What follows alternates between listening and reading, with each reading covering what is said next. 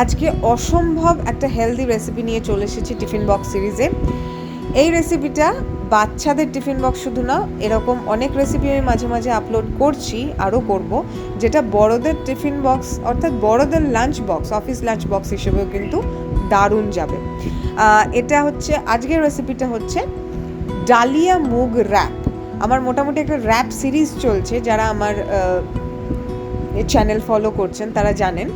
তাও আমি বলে দিই, আগের দুটো যে র্যাপ রেসিপি আপলোড করেছি সেটার লিঙ্ক আমি ডেসক্রিপশন বক্সে দিয়ে দেবো।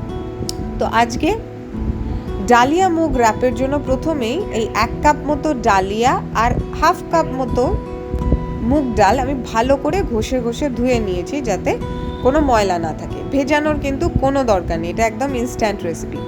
এবারে ডালিয়া আর মুগ ডাল দুটোই আমি একসাথে মিক্সিতে অল্প অল্প জল অ্যাড করে বেশ মিহি করে পেস্ট করে নিলাম। জল কিন্তু দিতে হবে, নাহলে কিন্তু মিহি পেস্ট হবে না, মিহি করে পেস্ট করতে হবে। তো পেস্ট করে নেওয়ার পরে এবার কনসিস্টেন্সিটা একটু গাঢ়, সেটাকে আমি একটু পাতলা করে নেবো, অনেকটা ধোসা ব্যাটার যেরকম হয় সেরকমই। তো তার জন্য আরও একটু জল অ্যাড করে আমি কনসিস্টেন্সিটা একটু ঠিক করে নিলাম। আর এতে মিশিয়ে নিলাম একটু পরিমাণ মতো নুন দিয়ে, সবটা ভালো করে ফেটিয়ে নিলেই ব্যাটার রেডি। এবার পুরের জন্য আমি এখানে আলুর একটা পুর বানাবো, অন্য ভেজিটেবলসও ইউজ করা যায়, তবে গরমকালে খুব একটা বেশ কালারফুল ভালো স্বাদের ভেজিটেবলস পাওয়া যায় না, তো সে কারণে আমি আজকে আলুর ব্যবহার করছি। আপনারা চাইলে অন্য যে কোনো ভেজিটেবল ইউজ করতে পারেন।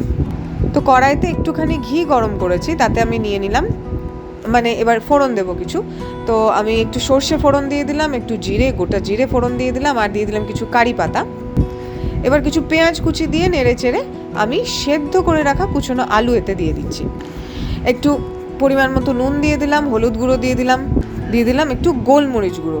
চাইলে কিন্তু কাঁচা লঙ্কাও দেওয়া যায়, লঙ্কার পরিমাণটা একটু বাড়িয়েই দেবেন নিজেরা খেতে চাইলে, মানে বড়রা আর কি খেতে চাইলে। এখানে আমি গোলমরিচ ব্যবহার করছি। আচ্ছা, এবার একটু জলের ছিটে দিয়ে ভালো করে নেড়ে চেড়ে নিচ্ছি, যাতে বেশ পুরটা মাখা মাখা হয়, নাহলে স্টাফ করতে গিয়ে অসুবিধা হতে পারে। তাই একটুখানি জলের ছিটে দিয়ে নেড়ে চেড়ে নিলাম, পুরটা রেডি। এবারে প্যানে একটু বাটার গরম করে খানিকটা করে ব্যাটার ঢেলে হাতার পেছনটা দিয়ে গোল গোল করে ঘুরিয়ে স্প্রেড করে দিলাম। একটু লো হিটে এটা করতে হবে। দেখুন কি অনায়াসে র্যাপটা উঠে আসবে। এরকমভাবে উঠে আসবে মানে ভালোভাবে উঠে আসছে মানে কিন্তু দুদিকটাই প্রায় ভালোভাবে কুক হয়ে গেছে র্যাপের। এবারে আমি খানিকটা করে পুর বিছিয়ে দিলাম। পুরটা বিছিয়ে দেওয়ার পর এক ধার থেকে আমি খানিকটা পোর্শন মুড়ে নিলাম, দিয়ে অপর দুটো দিক থেকে অল্প একটু করে ফোল্ড করলাম, পুরোপুরি নয়, অল্প একটু করে ফোল্ড করলাম। আর এটা করার কারণ হচ্ছে যাতে আমি ফাইনালি পুরোপুরি ফোল্ড করে নেওয়ার পরে যাতে ভেতর থেকে কোনো পুর বেরিয়ে না আসে। তো দুপাশ থেকে হালকা করে মুড়ে নিয়ে যে দিক থেকে আমি প্রথম মোড়ানো শুরু করেছিলাম সেদিক থেকে আবারও একবার ফাইনালি মুড়ে নিলাম। ব্যাস, একদম রেডি, তৈরি হয়ে গেল র্যাপ। এবার টিফিন বক্সে আমি ভরে নিলাম। দুটো র্যাপ আমি দিয়েছি, এর সাথে আমি দিয়ে দিলাম কিছু ফলে আজকে তরমুজই থাকছে শুধু, গরমকালে তরমুজ খেতে দারুণ লাগে। আর একটা রসগোল্লার হাফ আমি দিয়ে দিলাম। আপনারা বড়দের জন্য বানালে এই পোর্শনগুলি একটু বাড়িয়ে নেবেন, বাট বাচ্চার জন্য এই অর্ধেকটা রসগোল্লাই এনাফ। আর দুটো র্যাপ দিয়েছি, আপনারা নিজেদের জন্য যখন বানাবেন তখন র্যাপের কোয়ান্টিটি একটু বাড়িয়ে নেবেন। ব্যাস, রেডি হয়ে গেল টিফিন বক্স।